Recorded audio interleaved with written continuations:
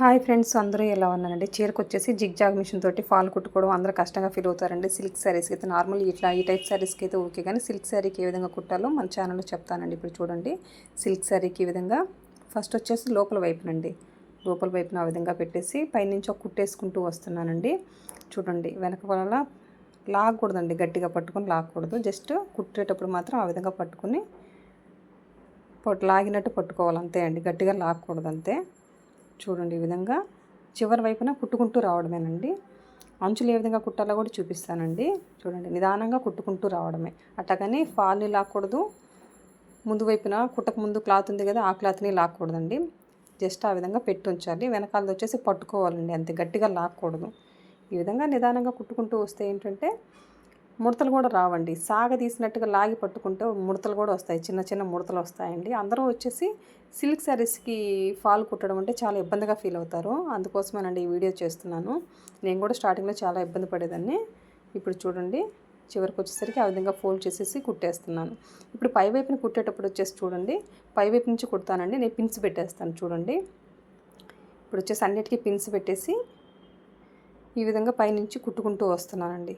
చూడండి, కనిపిస్తుందా మీకు అనే డౌట్ రావచ్చు అండి. ఆ ఫింగర్స్ ఉంటుంది కదా, ఆ ఫాల్ టచ్ అవుతూ ఉంటుంది కాబట్టి మనకు తెలుస్తుందండి. ఫాల్ చివర ఎంతవరకు ఉండేదని తెలుస్తుంది. అప్పుడు మనకు కుట్టు కూడా స్ట్రైట్గా పడుతుందండి, పక్కకే పోదు. ఫాల్కి అవతల పడదు, అట్లాగని ఫాల్ కొంచెం మిగిలి ఇవతల పడదు, ఒకే స్ట్రైట్గా పడుతుంది అనమాట కుట్టు. ఈ పద్ధతి అలవాటు చేసుకుంటే మనకి ఏ విధమైన ముడతలు రావండి. కొన్ని చోట్ల లూజ్గా వచ్చేసి క్రాస్గా కూడా వస్తుంటుందండి. అట్లాంటి ప్రాబ్లం ఏమి ఉండకూడదు అంటే ఈ విధంగా కుట్టుకుంటే చాలా ఈజీ ఉంటుంది. ఈ విధంగా పిన్స్ పెట్టేసుకుంటే సిల్క్ శారీకి వచ్చేసి పర్ఫెక్ట్ వస్తుందండి. ఈ విధంగా పైనుంచి కూడా అలవాటు చేసుకోండి. లోపల వైపు నుంచే కుట్టామనుకోండి, కొంచెం క్రాస్ వెళ్ళి ముడతలు వచ్చే ఛాన్సెస్ ఎక్కువ ఉంటాయండి. అందుకొచ్చేసి నేను ఈ పద్ధతి అలవాటు చేసుకున్నాక నాకు చాలా పర్ఫెక్ట్గా వస్తుందండి. చూడండి, ఇదంతా పోగులు లాక్కుంటుంది, అంతేను, చాలా పర్ఫెక్ట్గా వస్తుంది. మీరే చూస్తున్నారు కదా ఎంత చక్కగా వస్తుందో. చూడండి, చివరికి వచ్చేసరికి లోపల వచ్చేసి ఫాల్ని ఫోల్డ్ చేసేస్తున్నానండి. అలాగనే సూది దించకుండా పాదం జరిపామనుకోండి, క్లాత్ జరిగిపోద్దండి. ఖచ్చితంగా సూది దించిన తర్వాతే మనం మూలం దగ్గర వచ్చేసి తిప్పుకోవాలండి, అంతేనండి. ఈ విధంగా అయిపోయిందా? ఇప్పుడు చూడండి ఎంత చక్కగా వచ్చిందో. ఈ విధంగా పిన్స్ అన్ని రిమూవ్ చేసేసుకుంటున్నానండి.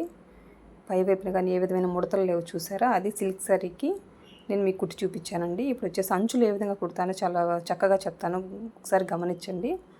ఇప్పుడు ఇది అయిపోయింది కదా, ఇప్పుడు అంచులు చూపిస్తాను. చూడండి, పాదం అయితే మార్చుకోవాలి కదా అంచులు కుట్టుకోవడానికి.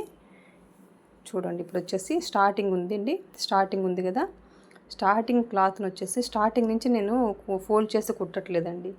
కొంత అంటే పాదం వెనకాల వరకు నార్మల్గా వదిలేసానండి.